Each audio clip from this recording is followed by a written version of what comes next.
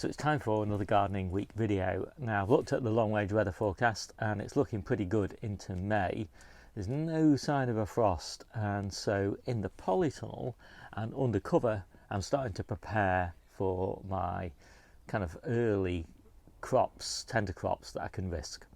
So I've already got my tomatoes in hanging baskets and they've got little tomatoes on them now, so they're looking pretty good. And of course, because they're in hanging baskets, they're high up, which is away from any ground frost. I've got little fleece tents for them. I can take them home if need be. So I'm totally confident about those. I've started clearing beds in the polytunnel in anticipation of putting my spare tomatoes in. And of course, if they take and grow well, then I'll leave those in. And just the first quarter of my tomatoes, I take it very cautiously as we go into May, because I know that, from experience, we can still have pretty nasty frosts, about -4 in the polytunnel in May. And that is about the limit that I can do fleece protection and still keep them alive. So I've also got my courgettes planted out in the polytunnel, and of course I can protect those with fleece. I've got my early French beans, both dwarf French beans and climbing French beans, and they are protected by fleece just while they're acclimatized to the weather conditions. They should be fine, provided it's sort of 5 degrees kind of or above, which looks like it's going to be. And of course I can wrap those in fleece blankets and whatever to keep those alive. And again, experience tells me I can keep those alive quite happily. I've put my New Zealand spinach out, half of it, and I've got a double quantity. Those are little seedlings that I pricked out that had self-seeded, and they're grown pretty big in the pots now, and there's a lot of roots coming out the bottom, so I thought, yeah, I'll take half of those and put them again outside under fleece. And so quite a busy day today. I've started preparing my early pepper bed. So that had purple sprouting broccoli in it, so I've cleared that bed, weeded it, watered it really well, because those purple sprouting broccoli are big plants. They've taken a lot of water out of the beds. We haven't had any rain of any significance for about a month or so now. Those beds were absolutely bone dry down to well below 6 inches. So I think I put 4 watering cans per bed, and they're reasonably moist now. And then I've put bubble wrap on top of them, and then I've put the low tunnel on top of that. So that is going to warm that soil up really nicely. So when they get transplanted, they're going to be not experience any real shock going into that nice warm soil. And I'll probably put those out right at the beginning of May. And again, I'll just take a look at the long range weather forecast. If I see a frost, I probably won't, but if I don't see a frost, I'll probably risk it, given that I have spare plants. So keep emphasizing that. These are for the very earliest crop. If it works, I'll get them about a month early. Because we're self-sufficient, we play these sorts of games. If you're not bothered about self-sufficiency and you're happy to go to the supermarket, there's really no point risking things. But in our case, it's just really nice to have peppers a month early. And I've cleared another purple sprouting broccoli bed and prepared that one for beetroot. No risk of frost damage really with beetroot, provided you just cover it with a little bit of fleece just for the first couple of weeks until it gets established. And again, I've put bubble wrap on that bed. This idea of putting bubble wrap on beds is partly because I've got spare bubble wrap, but partly because I'm just kind of preparing beds, hydrating them, and then wanting to warm the soil up. And so the bubble wrap kind of just does that, just traps that heat, stops any evaporation from the surface so it doesn't waste any water, kills any weeds, or maybe kills weeds anyway, I'm not quite sure. Might accelerate the germination of weeds, in which case I can weed them out before I plant the beetroot.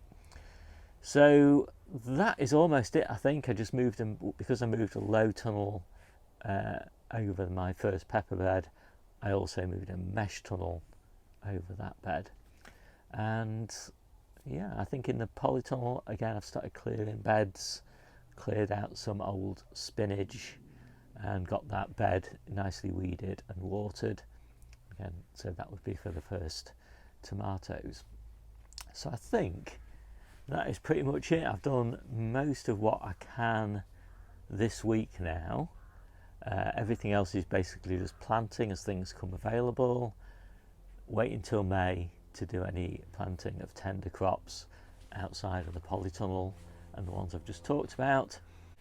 So next week I think I'll start clearing the bed that is going to be the colette bed and the Brussels sprout beds and all that sort of thing. And so gradually I'll sort of just work my way through clearing beds, and once they're clear, again, I'll prepare those beds, look at the long range forecast and make a decision. I'm not really concerned about a light frost with things like Brussels sprouts and colettes. They're quite happy, provided they've been hardened off. And if you don't want to harden them off, and I can't generally be bothered to harden off, then again, I just use fleece. Now when I'm talking about fleece, I'm generally talking about Envirotect, which is not as good as true fleece, but I just don't like fleece. It doesn't last very long. I don't like the fact that it just drops plastic, little tiny microplastics into the soil all the time. Envirotect seems to be much more stable, lasts for years, like 5 years or so. But I do still use traditional fleece in the polytunnel where it's not getting much weather, and it's only for short periods of time, so about 2 weeks or something like that, and then it'll go back into store. And in that scenario, I don't mind using it, but for the rest of the time, I prefer Envirotect, even though it's not quite as good at frost protection. It's really good for wind protection. Water goes through it really well. Water doesn't go through traditional fleece very well, in my experience. So I prefer it in almost all scenarios, but I say I wouldn't use it to protect a tender crop like tomatoes or peppers or something like that. For that, I would use traditional fleece, but only for a couple of weeks. So I've done loads more planting this week, but I'll show you that on the tours, which are sort of long overdue. So I thought we'd just get straight into the harvest. It's a mega harvest this week, and I've given so much stuff away on the allotment today as well. So yeah, let's just take a quick look. I think we'll have these big harvests now for 2 more weeks, and then we'll be back down to sort of more reasonable levels. So that's the Taisai, I think, which is an Asian green. It's really lovely. And a few spring cabbages there, and some celery there. And the first of the new season carrots, so they're looking really nice. I'm really pleased to have those. We have got a few carrots left in store from the ones that we sowed sort of back in May, June time. And they're great for cooking, but they are a little bit tough now for eating fresh. So these are beautiful salad carrots. I was munching those on the allotment today. And onions, just a few more weeks of stored onions left over. More than we expected, actually. They've kept really well this year. Better than in previous years. Loads of beetroot and golden beetroot. This is actually the last of the golden beetroot, and we used half of it this morning in cooking. And it'll be a while now before we have golden beetroot again, so that's one of the things we don't really have all year round, unfortunately, because we really love golden beetroot. Maybe that's a challenge for next year. Radishes cucumbers. So we did have a few cucumbers last week, but I forgot to put them in the harvest. But now we're into cucumber abundance, and hopefully we'll have cucumbers now until October. And asparagus, that is the very last, I think, of the purple sprouting broccoli. We've got broad beans, and we'll probably have peas, I think, next week. So I'm pretty excited to harvest those for the first time. Parsley, and an absolutely lovely collection of what all look like onions, but they're not. So these here are baby leeks. These are green garlic, and you can really tell the difference when you eat these things, even though they all kind of look the same, I guess, because they're all in the allium family. These are the salad onions, and these are the first few of the what I generally call like green onions. So these are the bulbing onions, so they'll be like this in a few weeks' time, all of them. And so I just harvested the smallest of those. A few of them are going to seed, maybe 10% or something like that, but the vast majority are looking great. Obviously I'm leaving the ones that are this sort of size to bulb up a little bit more before I start harvesting them, because we've got so many of them. So I thought I'd do that.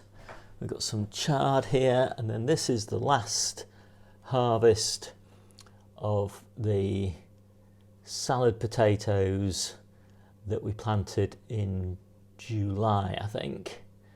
And so next week we'll be harvesting true new potatoes, although these are a great facsimile of new potatoes. And they taste really good. And what I've been doing is these have all been sprouting. So every time I harvest a container, I just add a bit of bloodfish and bone to the compost and put one of these back into the container to harvest again in 3 months' time, 3 or 4 months' time. So that is the easiest possible way of planting potatoes, I guess, other than just leaving them in the ground over winter. First pick of the new season kale, which is looking really good, gorgeous, particularly this one, which is scarlet, I think. But the Tuscan kales are looking really nice, as is the dazzling blue. And then up here, this is the last harvest, I think, of the colettes, or maybe the penultimate harvest of these baby greens off the colettes, which are absolutely gorgeous. Somebody was asking me, you know, what are the brassica greens like at this time of year, you know, because obviously it's kind of warming up. Well, they're still great, you know, because we had frosts only 2 weeks ago, so, you know, they're all still sweet and tender, really lovely. And then this massive pile is spinach. So this is the last harvest of the spinach off my plots. This is the stuff we've been eating for the last month. And then this is the first harvest of the stuff from Debbie's plot. And this obviously is, you know, way bigger, super crunchy, succulent leaves. And there's obviously a lot of those there. And there's some more colettes and stuff underneath here. And then this is a mix of field bean tips. As I was always saying, just harvest these tips. It's the best bit of the plant. And I actually de-tipped all of the broad beans on Debbie's plot. So they're well into flowering now. They're just starting to form their first beans. And so they don't need the tips, and that just discourages the whitefly and obviously gives us a nice little harvest. Although obviously we've been harvesting these field bean tips for, well, since back in December probably. So I think that is pretty much it, other than all of the salads, which I'll show you in a minute. And yeah, I'm more than quite pleased, to be honest. I'm really pleased with this harvest. You know, it's such a wide variety of veggies, 26 different types, although, well, different varieties of veg there. Probably a bit more actually, because I counted the different varieties of radish as one. But yeah, so that's not bad. And obviously when we harvest and have a look at the salads, you'll see we get up to more than 30, which is our general objective. So it's today's salad boxes. We've got a lot of salad at the moment because we're clearing all the overwintered beds and the early spring beds and switching over to the beds that we'll be harvesting in late spring and summer. And so yeah, loads of salads, but loads of gorgeous carrots now, salad onions, obviously tatsoi, cucumbers, all sorts of different lettuce leaves, and loads of radishes. So pretty nice boxes, and we're adding to those grapes and tomatoes. So I thought I'd just quickly show you all the bags, just waiting for the salads to go in. So lots of happy friends and family this weekend. And that's some of the stuff that we have extracted from that harvest. We've somehow got to fit that in the fridge. So I hope you like this quick video. My name's Steve, this is the Seaside Kitchen Garden and Allotment channel, and I'll see you soon.